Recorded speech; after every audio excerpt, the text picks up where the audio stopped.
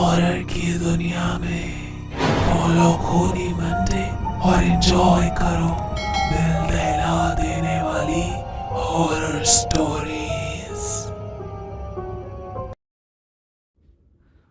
आप लोगों को बचपन के वो दिन याद हैं जब कोई छोटा सा खिलौना या कोई छोटी सी डॉल हमारे बेस्ट फ्रेंड बन जाते थे। पर जापान में 1918 में एक ऐसा अनबिलीवेबल सा रियल इंसिडेंट हुआ जिसके बारे में जानकर शायद आप कभी किसी डॉल को अपना बेस्ट फ्रेंड नहीं बनाएंगे। ये कहानी है 17 साल के इकीकी सुजुकी और उसकी बहन किकुको चैन की। नन्ही सी किकुको का बर्थडे आने वाला था और वो 4 साल की होने वाली थी। उसका भाई इकीकी अपनी प्यारी सी बहन को एक यादगार बर्थडे गिफ्ट देना चाहता था, पर उनकी फैमिली गरीब थी। इकीकी के पिता एक मजदूर थे जो हर रोज छोटी मोटी नौकरियां करके घर चलाते थे और उसकी मां सिलाई का काम करती थी। इस साल की कोको ने जिद पाल ली थी कि उसे अपने जन्मदिन पर एक सुंदर सी डॉल चाहिए जो उसकी सबसे अच्छी दोस्त बन सके। लेकिन पैसों की कमी होने की वजह से उसके पेरेंट्स ने साफ इनकार कर दिया था। लेकिन इकीकी अपनी बहन से बहुत प्यार करता था।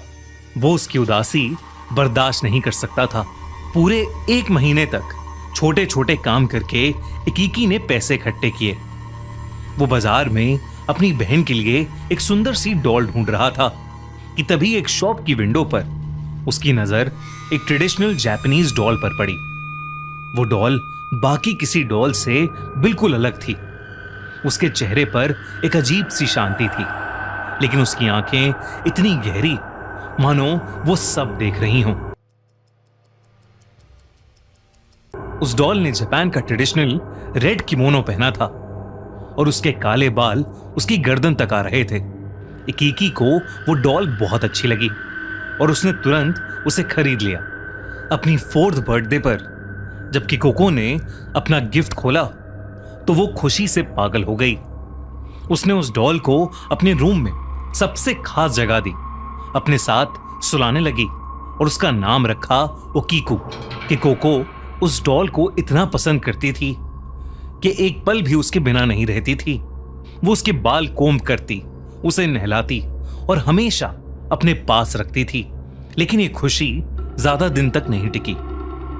एक दिन बाहर खेलते हुए किकोको को एक मच्छर ने काट लिया और उसे बहुत भयानक मलेरिया हो गया।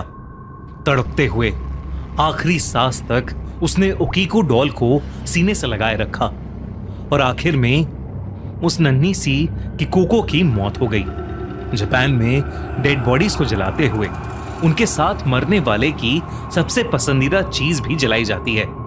इसलिए इकीकी और उसके पेरेंट्स चाहते थे कि ओकीको डॉल को उसके साथ जलाया जाए, लेकिन उन्हें टेंपल से परमिशन नहीं मिली, जिसकी वजह से उन्होंने किकोको की याद में घर के हॉल में ही उस ओकीको डॉल को एक शेल्फ पर सजा दिया।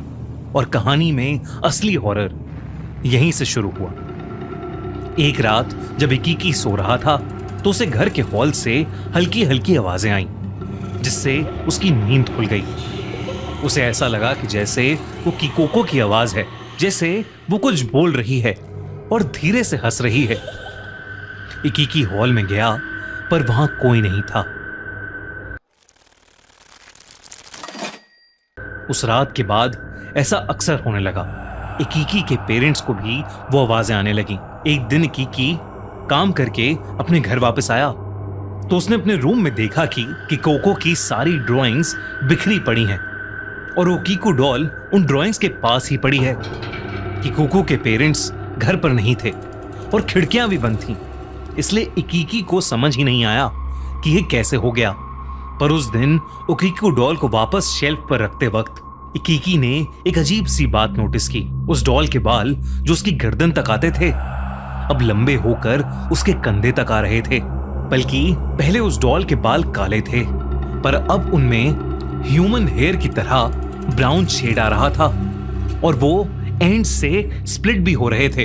इकीकी ने जब ये बात अपने पेरेंट्स को बताई तो उन्हें लगा कि ये इकीकी का वहम है और इकीकी की मां ने उस डॉल के बाल काटकर वापस उसकी गर्दन तक कर दिए, जो कि शायद उनकी सबसे बड़ी गलती थी। बाल काटते ही सुजुकी फैमिली की जिंदगी नरक बन गई। उस रात जब इकिकी की मां सो रही थी तो उन्हें एक सपना आया कि कुकू उनके पास आकर रो रही थी, क्योंकि उन्होंने उसकी डॉल के बाल काट दिए थे। और फिर अचानक ही कि कुकू का रोना गुस्से में बदल गया और उसका चेहरा उस ओकीकू डॉल में। एकदम से उनकी नींद खुल गई। वो आंखें खोलते ही चिल्ला उठी, क्योंकि ओकीकू डॉल वहीं थी, उनके सीने पर बैठी हुई। उनकी चीख से घर के सब लोग भाग कर आए। जब इकिकी की मां ने अपने सपने के बारे में बताया तो इकिकी और उसके पापा दोनों हैरान थे।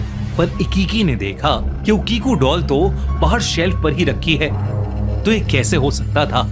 धीरे धीरे सभी फैमिली मेंबर्स को बुरे सपने आने लगे। कई बार तो तीनों सोते ही नहीं थे।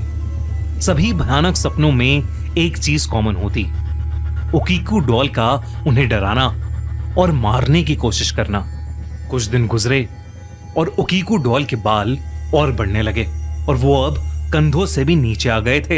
एक शाम इकिकी हॉल में बैठा काम कर रहा था तो उसने देखा कि शेल्फ पर रखी ओकीकू डॉल की गर्दन उसकी तरफ मुड़ी है। और फिर उसने देखा कि ओकीकू डॉल ने अपनी पलक झपकाई। अब घर में पैरानॉर्मल एक्टिविटीज बहुत ज्यादा होने लगी थी। फैमिली मेंबर्स को दिन भर अजीब अजीब सी आवाजें आना, एक छोटी लड़की की परछाई दिखना, ये सब बहुत आम हो गया था। अब फैमिली के तीनों लोगों को उस डॉल से बेहद डर लगने लगा था। एक दिन उन्होंने डिसाइड किया कि वो उस डॉल को कहीं फेंक आएंगे। इकिकी के पापा ने पास के मैदान में जाकर उस डॉल को गाड़ दिया। लेकिन फिर उस रात कुछ ऐसा हुआ जिससे उन सब का दिल दहल गया। उस रात तीनों एक ही कमरे में सो रहे थे, तभी उनकी नींद किसी के जोर से दरवाजा पीटने की आवाज से खुली। ऐसा लग रहा था कि कोई अंदर आना चाहता है, जैसे वो कोई किकुकू हो जो दरवाजे के बाहर दर्द में चीख रही है और उन्हें अपने पास बुला रही है। धीरे धीरे वो दरवाजा पीटने की आवाज इतनी तेज हो गई कि पूरा घर हिलने लगा, जैसे कोई अर्थक्वेक आया हो। और फिर कुछ देर बाद सब कुछ शांत हो गया। इकिकी के पापा ने बड़ी हिम्मत करके दरवाजा खोला तो उन्होंने देखा कि ओकीकू डॉल खुद चलकर उनके सामने आकर खड़ी हो गई है। वो चीखना चाहते थे पर उनके मुंह से कोई आवाज ही नहीं निकल रही थी। गेट खोलो। इकिकी ने देखा कि उस डॉल के लंबे बाल बढ़ते जा रहे हैं और उसके बालों की लड़ियां इकिकी के पापा की गर्दन से लिपट रही हैं और धीरे धीरे उनका गला घोट रही हैं। इकिकी और उसकी मां उन्हें छुड़ाने की कोशिश करने लगे, लेकिन कुछ भी नहीं हो रहा था। उसके पापा दर्द के मारे घुटने पर आ गए थे। उनकी सांसें जैसे खत्म ही होने वाली थीं। तभी इकिकी ने उस डॉल के सामने किकुको का नाम जोर से पुकारा और फिर अचानक ही वो डॉल एकदम से बेजान हो गई। उसके बालों की पकड़ छूट गई और इकिकी के पापा की सांस में सांस आई। उसके बाद से जब भी वो ओकीकू डॉल को फेंकने की क्या उससे छुटकारा पाने की कोशिश करते, वो वापस आ जाती।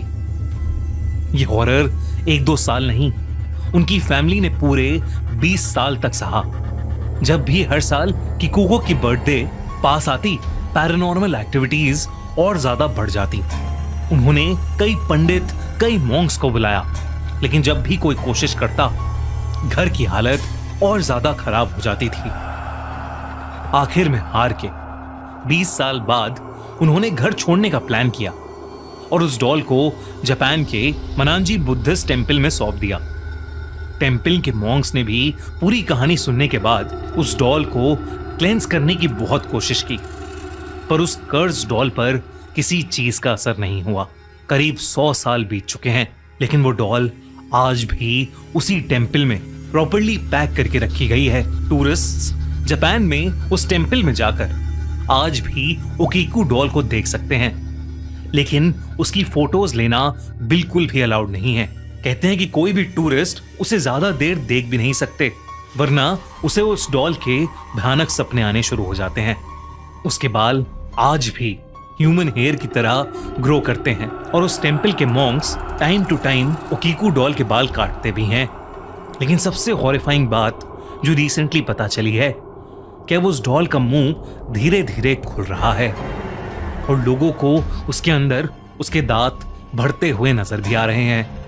आपको क्या लगता है, क्या किकोको की आत्मा उस डॉल के साथ अटैच हो गई है या फिर इसके पीछे कोई और ही राज है?